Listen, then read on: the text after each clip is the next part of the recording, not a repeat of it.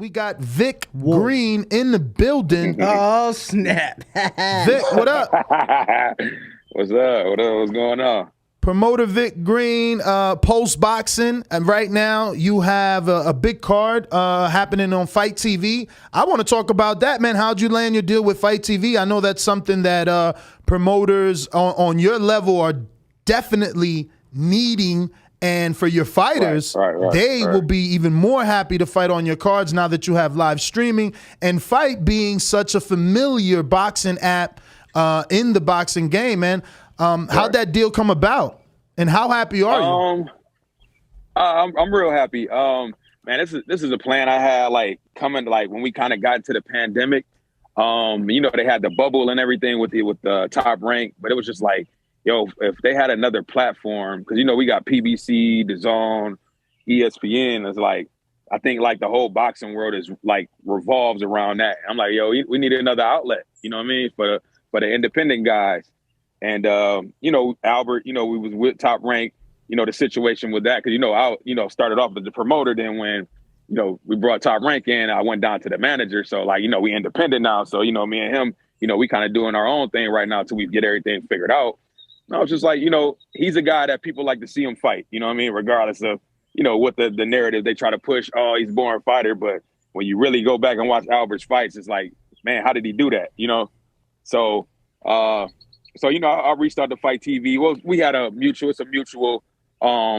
person that we both know. We talked, and, you know, I told him my vision and what I wanted to do. Cause, you know, I got other guys like Thomas Matisse, you know, guys that fight on, you know, that fought on TV as well.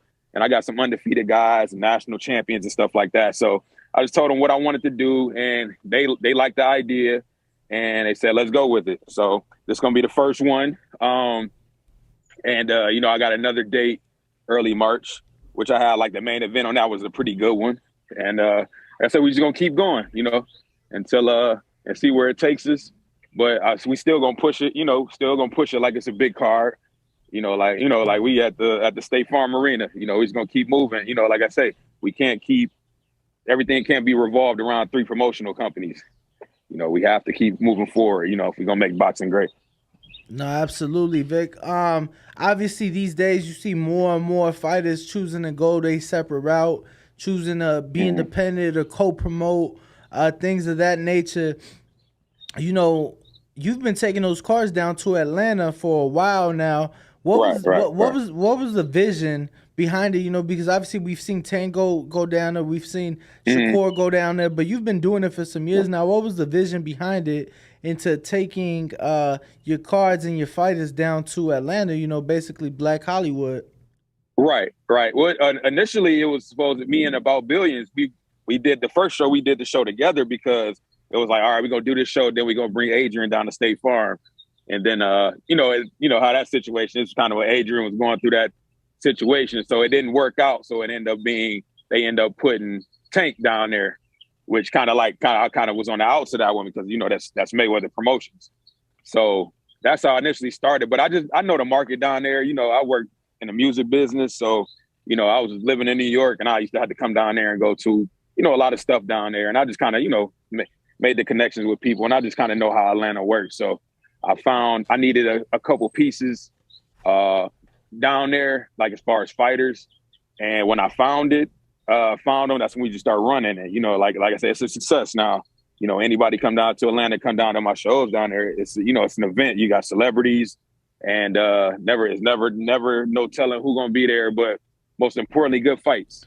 No, absolutely. I was going to say, I've, you know, seeing some of the shows, definitely a lot of celebrities, a lot of rappers and athletes and stuff like that. Right. What is it that you feel attracts and gets that type of crowd to gravitate to, you know, some of your fighters who are, you know, still on the up, still on the rise?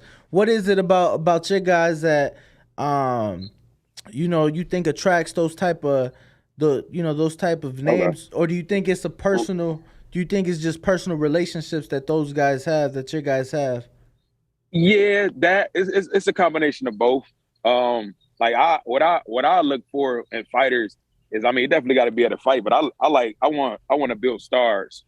So, like the guys I got, like they already, naturally they got like larger than normal social media for a boxer, because this world champions or ex-world champions only got like 3,000 to 5,000 followers. So I got guys that got like 20,000 plus. And, they got the look, and that's one thing we talk about. All right, we got to, the look is important. What you wearing, you know what I'm saying? You got to make sure your ring fit got to be fly. And, you got to make sure, everything, the look, it's all about the look. But most importantly, they all put in the work though. But, it's just, bringing that star aspect back to boxing, back in the days, if you look at it, you remember like everybody used to put their best suits on. The ladies get dressed and they going to see Mike Tyson. You know what I mean? And it was Mike Tyson was the attraction. Right. So that's what I want to bring back to boxing. So like, like I said, like my last fight in Atlanta, Tusi walked out Javon Woodard. You know what I mean? Like that was big. And, even before that, 2 fights before that, Money Moo walked out Maybach High. You know what I mean? So it's like, and his song is charting. So it's just, it's Atlanta, a combination of Atlanta, but it's the relationships. And again, like, if the look is there, you know what I'm saying? Everybody want to be a part of it. For sure. Vic, man, so I wanted to ask, how'd you get into the sport and how'd you get into this position, man? You look awfully young, and I'm sure there's people watching that you're inspiring, or there's people watching that, would love to be in your position and just don't know how to go about it, man. And obviously being a young black man, I would love for you to, give them some advice. Okay. Well, I started off in the music industry. When I was like 20, I left. I was in college and I ended up getting an internship at Bad Boy. And then from there, I just, I moved to New York. And then I went back to school, and I was like, when I was in school, I was like, yo, I'm gonna just leave. You know what I'm saying? I'm gonna just go for it. So I went back, and I, spent some years in the business. Worked for probably one of the most powerful men. And then man, it just like my roommate out there, he passed away. And then the position I had, music is like musical chairs. So they're always bringing in a new head of this. And the other guys are moving out, you know what I'm saying? So my department was let go. So then I went back and finished school. Then I got into the sports agent business. And I got a lot of success early in that business as far as NFL. And then, but I'm from Toledo, so we got so many boxers. And it was just like, man, like I could think of years, like it go back all the way back to 2000s. We had so many good boxers, but they just don't have the outlets. So I was like, all right, I figured that boxing, I really, if I really put a plan together, I know I can get in and I know I can be successful, because boxing is kind of stone age right now. If you look at most of the promoters are like over 60, you know what I mean? So. No, for sure. Talk to us about, because obviously I knew about the. From there, Oh, go ahead. Go ahead, Vic. Okay. Yeah, and just from there, like I just start building, man, me and Albert really built the relation. Albert, when I boxed as a kid, his dad, Andy, was like one of the coaches, at the gym. My stepdad got a gym in Toledo. So it was Albert's dad. So I always knew like Albert, when he had the little ponytail with the long hair. But, he was in his situations and they ain't really work out, you know what I'm saying? So me and him just like, was like, all right, look, man, this is what we gonna do. We just gonna run it up, you know what I'm saying? And you got the credentials. Somebody gonna, take heed to it. So we ran it up, top rank, Brad Goodman reached out. And then just from there, we just kept going for real. Like, Toledo is a boxing city. So I started from there. Then we went to Atlanta. Then, Thomas Matisse signed with me. Then we went to Cleveland. So my whole thing was like coming out the pandemic for real. My plan was like, I'm gonna just keep running shows, just take that investment. And I know like it'll pay off, as far, even if it's regarding my fighters getting the opportunity or what. So that's pretty much it. Vic, let me also ask you, obviously, I noticed that your heavyweight, James Evans, got a draw with Steven Torres, who's with King's Promotion, but obviously he's aligned with PBC.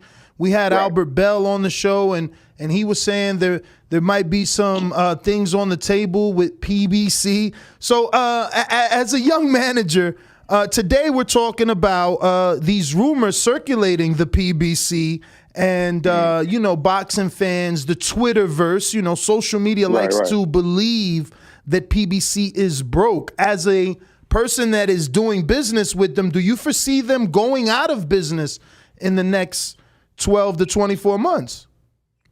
Absolutely not. Like, if you look at it, I mean, they got the pay-per-view guys, all the pay-per-view stars. So other than what, Tyson Fury, who else?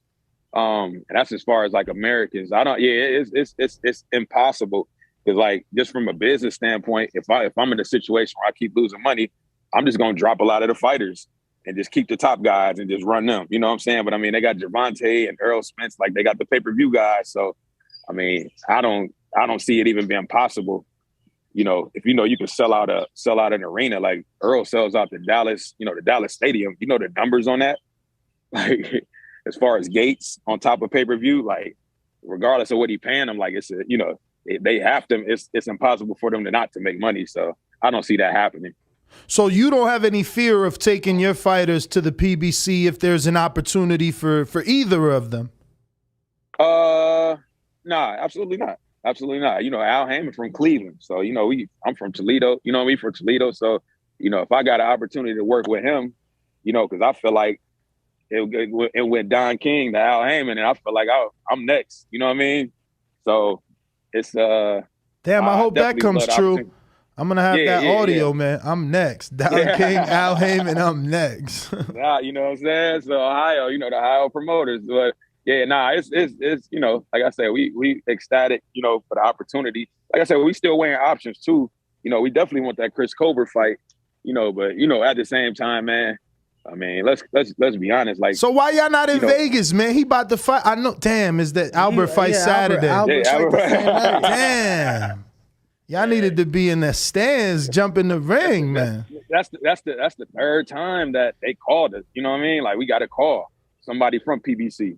And it's just like, hey, man, we'll take the fight.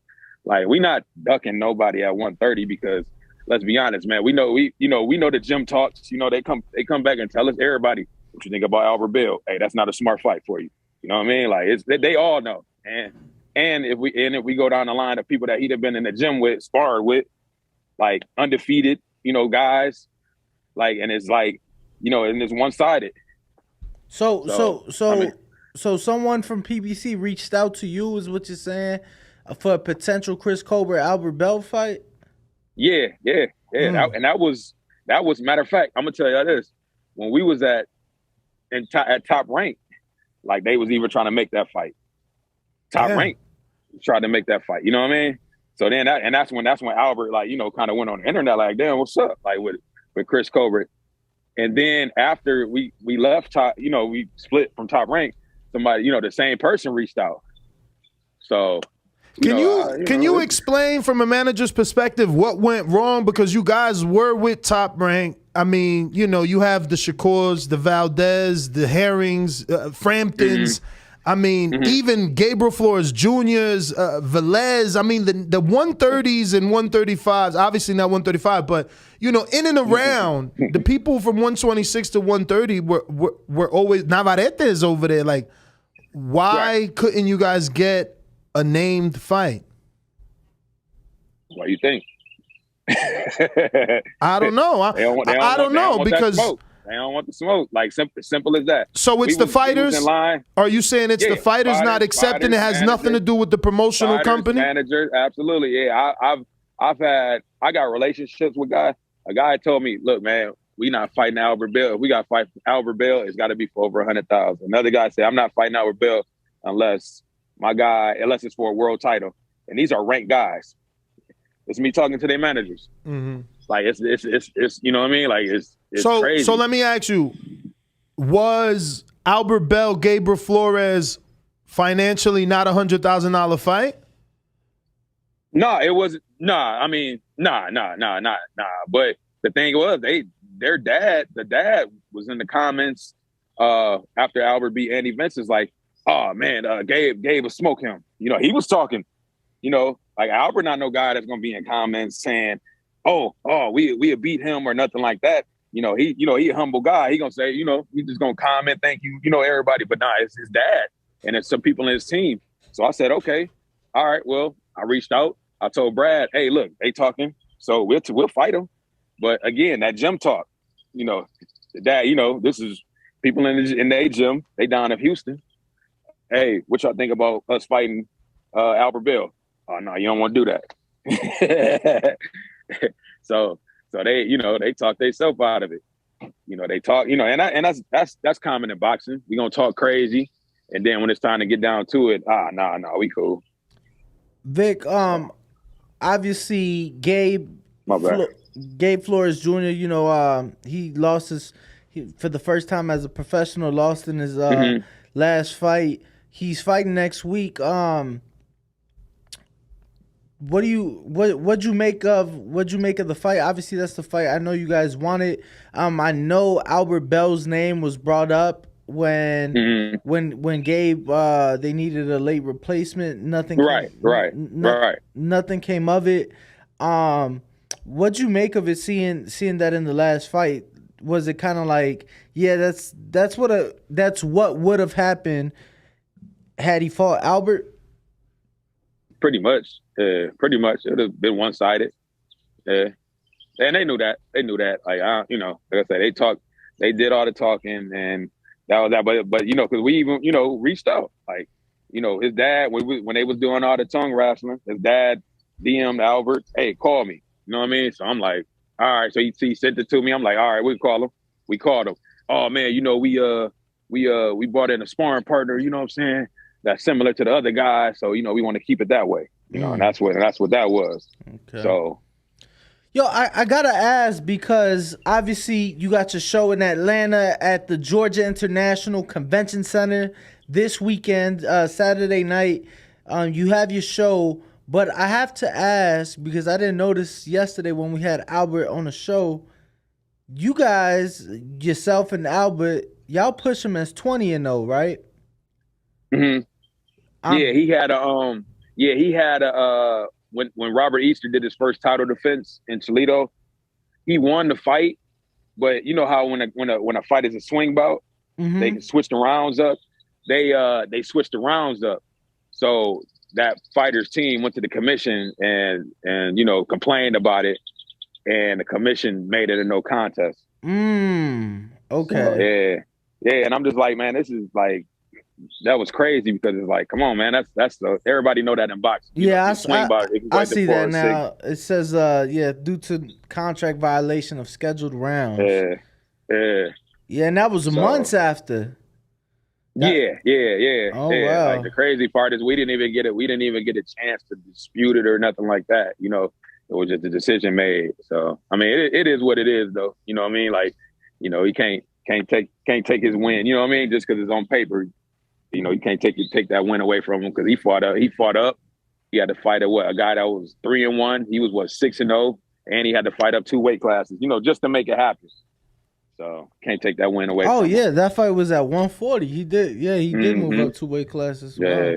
Yeah. Talk to us for the casual fight fan that is intrigued by your card in Atlanta Saturday, or maybe people that live in Atlanta that are listening to this, that are intrigued, like, okay, cool, what's to these guys, talk to us about, guys like Money Pal, guys like Javon Campbell, guys like Albert Bell, just talk to us about some of the guys here on your show Saturday night.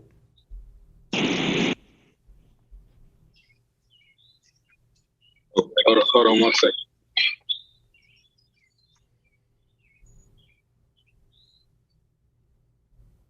Well, we are joined by he's back. Okay. Vick Green, the manager. Okay, sorry about that. Accidentally connected to the car. So like, man, the main focus is having good fights. And just, like I say, I got, of course, Albert. We got Wilver Hernandez, who was 11-time national champion. He signed the post boxing. He actually fighting a Canadian national amateur champion. The fight was supposed to actually be on the ShowBox undercard. That was this past Friday. The one in Orlando. Yeah, but we had to move. We had to move to my car. There was other stuff going on. I know y'all see, they had they lost fights and stuff. So it was just a lot going on. So we just me and Mark. Damn, you couldn't reschedule that? Huh? You couldn't get it rescheduled? Because I know you gonna take a hit leaving Showbox. They got a certain budget, obviously. Yeah. Nah, I ain't tripping. Like I say, I ain't tripping on that. I was like, if we can't, it was better anyway. Like we can put it on Fight TV anyway. You know what I mean? That's a fight I really wanted on the TV portion, but like I did want, Wilbur to fight on, on a big, on that stage too. It wasn't on the TV portion though, for the Showbox. So, but they lost that TV. They lost one of the TV fights. Yeah, they only had two telecasts. I forgot. I think somebody was overweight, right? I think it was maybe like an injury. I think it was an injury. Yeah. He hurt his rib in sparring. Yeah. Was it Sean Hempfield? Yeah. Yes, Hempfield. So I got that fight, which is a great fight. I got Maybach High, Rodriguez Lipsy. He's like the biggest draw in Atlanta, like local Atlanta never had. So man, when he fights, they coming out. And he gonna try to make that dude is interesting, man. He's interesting because he's 38 years old. Yeah. He started late. He always fought amateur, but he in the streets, in the gym, back and forth. And then I seen that. I'm like, look, bro, like I'm trying to get this going in Atlanta. This before the first show. You know what I'm saying? I was like, look, man, I know what makes Atlanta tick. You got all that. You know what I'm saying? Outside of the ring. So I was like, just go ahead. I want you just to go ahead, lock in, and as far as working on your craft, and just take a risk. You know what I mean? Get out the streets, take this risk, man. Like boxing, man, you can make money in it. The money. A lot of the money's on the back end, but initially, man, you can make money, you can draw.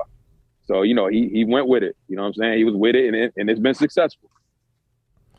And who's Javon Campbell? Oh, Pop. That's Pop. Man, Dazn is like an intriguing guy, man. Like, I'm telling y'all this right now.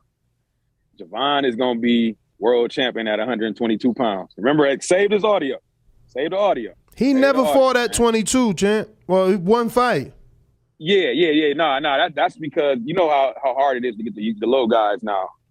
Especially coming out the pandemic. You know how many fights was going on. So he big, but yeah, no. Yeah. So he fight that fight is at 123 pounds, but he's gonna make his run at 122. And I'm telling y'all that boy, he one of them ones. Man, he high. He's exciting. Well, he taking a step up with Ira Terry. That's why I was intrigued to know who he was. Man, okay, yeah, man. Man, look, y'all tune in and watch that one, man. Y'all gonna see a future star right there, man. Yeah, he's one of the guys I'm excited about. One of them. I'm excited about all of them, but it's like he's high. He throw a lot of punches, but he's skilled. He kind of remind me of more skilled Aaron Pryor.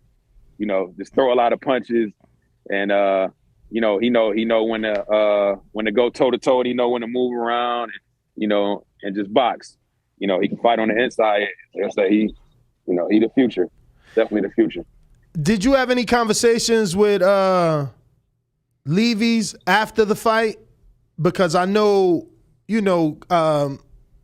Ward, Bradley, they was a little critical. So did you talk to him? Did he say anything? How's he been feeling since then? You said Levy? Yeah. Maybach Hot. Oh, Lipsy. Oh, yeah. No, everybody talked to him. It was just, that was his first fight on the big stage, man. Like, I know him, you know what I mean? Like, it was just an off night for him. He like I said, he gonna bounce back. He got a lot of power, I'm just saying because that's an opportunity. Obviously, he would have won. Top Rank probably would have brought him back. Right. Yeah, it's like I say, boxing is one of those sports. It's gonna happen. You know what I mean? But you get the opportunity to come back. You can always fight your way back up the ladder, which is a beautiful thing about boxing, unlike other sports. Because a lot of times it's like once they think you done, you out of there. But just boxing, you can come in. All right, I can come in. Let me knock one of these young prospects out, and then it's back my time. So yeah, he good. Especially you coming in as the outside guy and you Right. split. It was a split decision. Right. I was in the building for that. Obviously, it didn't go your guys' way, but we'll see him back this Saturday. On Right. BoxRec, it says to be announced as far as the opponent. Were you guys able to secure something? Yeah. We got guys secure. When you bringing in those guys that are coming from the other countries, sometimes you want to wait to announce them. Once they get into the country, because they can stop them at the border, not the border or like customs and stuff like that. Right. Yeah. If they think they coming in, a lot of the foreign fighters like from Colombia and Argentina and stuff like that, they fight without the proper visas and stuff like that because they want to get all their money. They come from poor situations. So I don't know if you ever looked on like BoxRec, like Argentina. If these guys leave and fight without like going through the commission and visas and stuff like that, they suspend them from fighting in Argentina, but they can still fight in the United States. So they'll still come over and fight in the United States, and because they take part of their money. Yeah. So a lot of these guys, they come in and get their money. You got to pay them cash, and they go back to their countries. Well, Vic, man, let everybody know where they can find you at. Give everybody whatever phone numbers or website to get any tickets if anybody's in the Atlanta, Georgia area. Okay, yeah, you go to the Post Boxing Instagram, and all the information is on there. It's PULSE and boxing. And then my personal Instagram is Vick, VICK, Post, PULSE. And that's pretty much it, man. Just stay tuned, man. So, just to close out with our topic here, do you feel that the $50 million offer to Canelo to fight David Benavidez, that offer would not exist if it were not for Canelo? Meaning, without Canelo, there is no $50 million. Canelo's the draw, man. Like that's, let me say, ain't nobody gonna ever do it like Floyd Mayweather did it. But Canelo's doing close. But yeah, he's definitely the draw. Like he got the leverage with everything. The only thing that bothers me about the situation with him is like, man, what about your legacy? You know what I mean? Like, are we gonna ever get those big fights out of you, or are you just gonna keep moving around? I know you want to make your money, but people never give Floyd his credit. He fought everybody. What's a big fight to you? Canelo, Benavidez. If they did that on Cinco de Mayo weekend, that would be like crazy, right? No, two Mexican fighters, two of the top Mexican fighters, and even Charlo. Like, let's make the fights everybody want to see. Like, you just moving around and fighting these guys. Just these Joe Blows. I ain't gonna call them Joe Blows because anybody get in their ring, it take heart. These guys are undefeated, but it's like, make the fights everybody want to see. All the fans want to see. Like, you already got a loss, and it's just like, the legacy. Like, Canelo's gonna go down as one of the best fighters ever, but it's like, come on, man. Like, Floyd fought everybody he was supposed to. Julio Cesar Chavez fought everybody he's supposed to. Alexis Arguello fought everybody he's supposed to. Leonard, Sugar Ray Leonard, and Marvin Hagler, like all those guys, Tommy Hearns, they fought everybody they're supposed to. Let's make these fights. Like, let's make boxing great. Like, we're already losing the UFC because those guys are fighting and they fighting for less. You know what I mean? Like, let's get some of the market back by making these fights. And if he the leader, he's supposed to be leading by example. So now, what are all these other guys? What about that 12-year-old fighter that's from LA? What is he going? Oh man, with Canelo, when I get to that level, I'm just gonna fight. You know what I mean? It'd be different. It's different if it was back in the old days when guys fought multiple times a year. So it'd be like, let me go fight this guy over here, Steve. I'm just throwing names, Steve Rose. Let me go fight him in April because I know in June I'm fighting David Benavidez. But no, I'm fighting Steve Rose in August, and then I'm not fighting again until May. So it's just like, you kind of messing the sport up a little bit. Floyd is to blame a little bit, but at the same time, Floyd did fight everybody he was supposed to fight. There's nobody we can say. Well, there's Floyd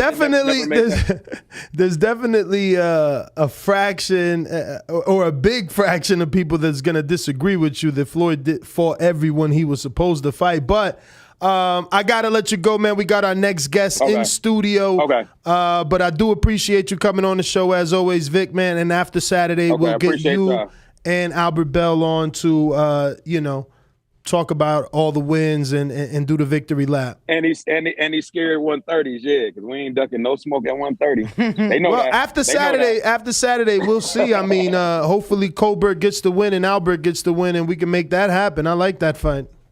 Yeah, we know who Colbert fighting. We already seen him, but yeah, he know that. They know that's easy work. So yeah, we want to make it happen now. Okay, all right, man. I'll take. All right, champ. Appreciate you. Okay. All right, yeah, appreciate it. All right, ladies and for the video, feel free to hit the like, subscribe, and share. As always, if you want to support us to the next level, head over to the patreon.com/ThaBoxingVoice. We have tons of exclusive from Border Wars, Entitled, betting shows. The list goes on and on and on. But in addition to that, if you guys have questions for fighters, trainers, and promoters, this is where you can submit them. We will run out, get these questions answered, and put it back on the show just for you guys. Appreciate it. Peace.